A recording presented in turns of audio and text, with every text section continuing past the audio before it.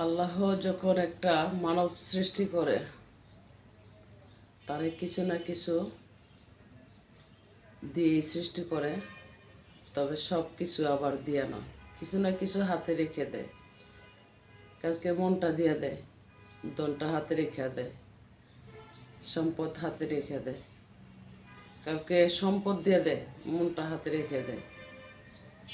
এই যদি না হতো তাহলে আল্লাহ বিচারের অবস্থান কোথায় থেকে আর তৈরি করতো, এটাও কিন্তু বাস্তবে।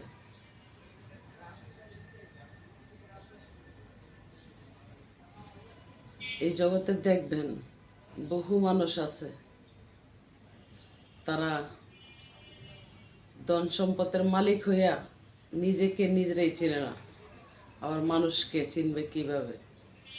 আল্লাহ কিছু কিছু মানুষকে কিন্তু ধন সম্পদ দিয়ে দেয় মানুষ হইয়া মানুষের সেবা করার জন্যই, অপব্যবহার করার জন্য না।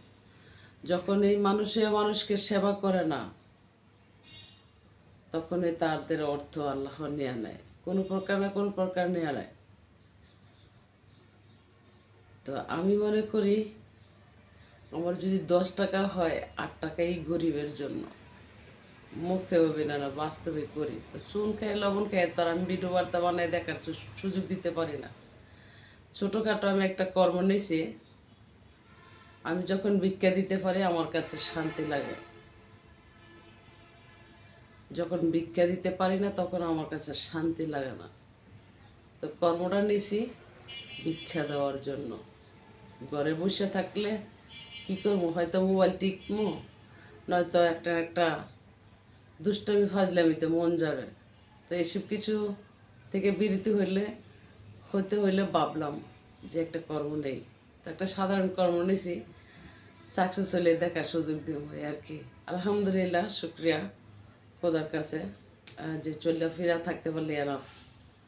বাঁচবো না বেশি দিন, কোটি কাটির দরকার নাই, খবরে নিয়ে যাইতে পারবো না। তো ভালো কিছু করে মরতে চাই, যেন মানুষ আমাকে ভালোবাসে, মরার